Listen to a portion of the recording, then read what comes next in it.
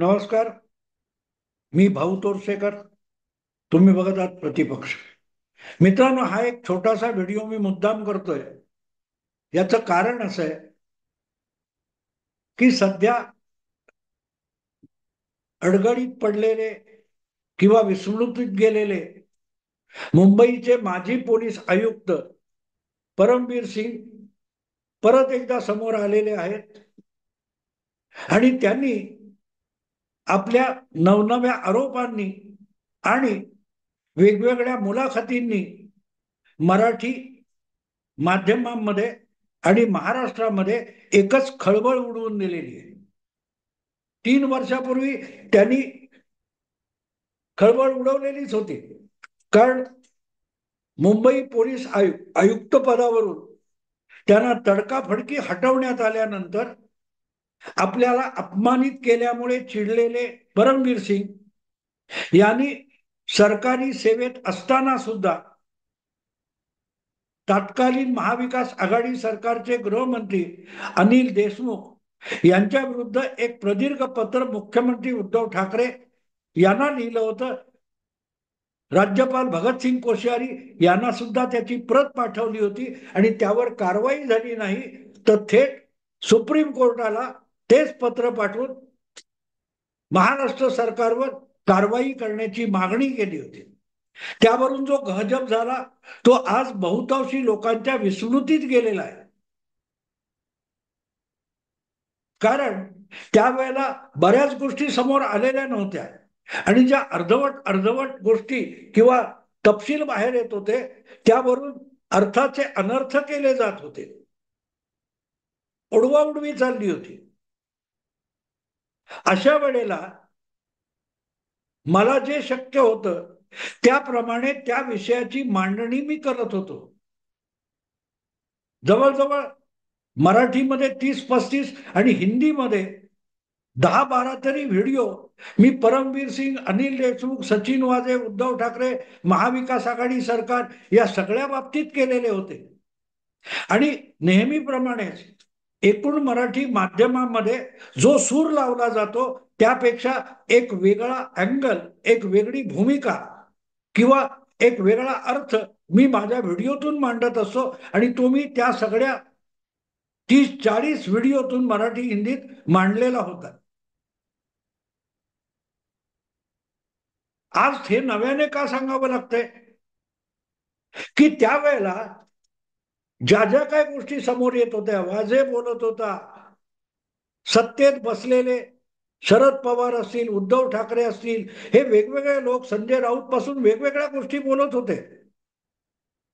पण त्याचे प्रत्येक जण आपल्या सोयीनुसार अर्थ लावत होता. अशा वेळेला एक संपूर्ण साकल्याने विचार करून त्या गोष्टी, त्या घडामोडी समजावण्याचा प्रयत्न मी केला होता.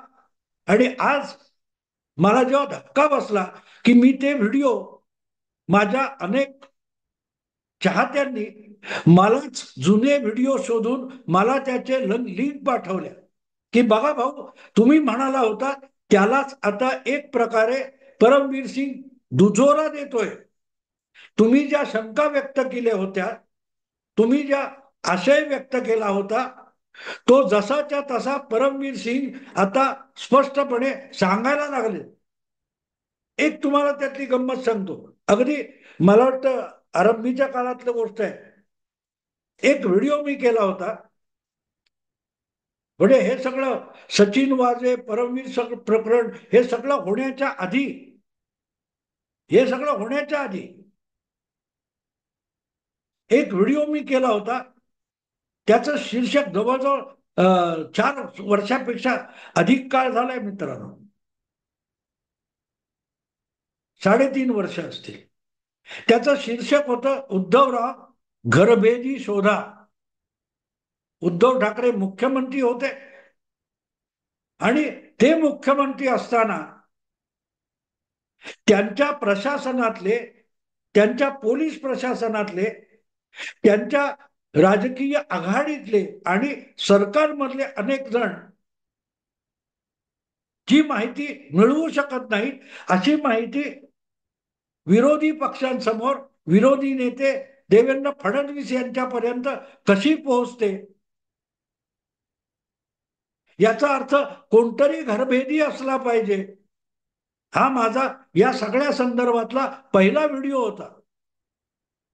पुढे पुढे देवेंद्र फडणवीसांनी विरोधी नेते पदाच्या ठिकाणी बसून सरकारचे असे वावाडे काढले की सरकारला सुद्धा जी माहिती नव्हती सरकारी दप्तरातली, ती माहिती देवेंद्र फडणवीस धडाधडा सांगत होते. आणि प्रत्येक वेळेला विधानसभेत आणि जाहीर मंचावर सत्ताधारी महाविकास आघाडीचे नेते सतत तोंडघशी पडत होते, इन्क्लुडिंग शरद पवार.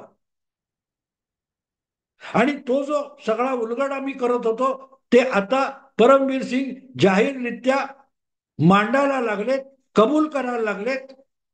ज्या आशंका मी व्यक्त केल्या होत्या नेहमीच्या माध्यमांपेक्षा वेगळं बोलून किंवा वेगळं शोधून मी जे मांडलं होतं ते आता परमवीर सिंग एक प्रकारे त्याला दुजोरा देत आहेत.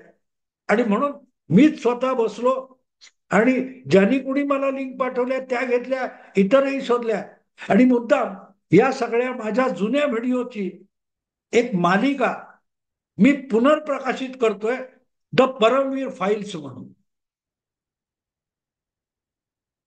त्यावेळेला नेमकं आत्ता प्रत्येक जण उडवाउडी मुलाखती देत आहेत, त्यातले तुकडे वापरतायत, पण त्यातले अनेक संदर्भ आता लोकांच्या विस्मृतीत गेलेले आहेत.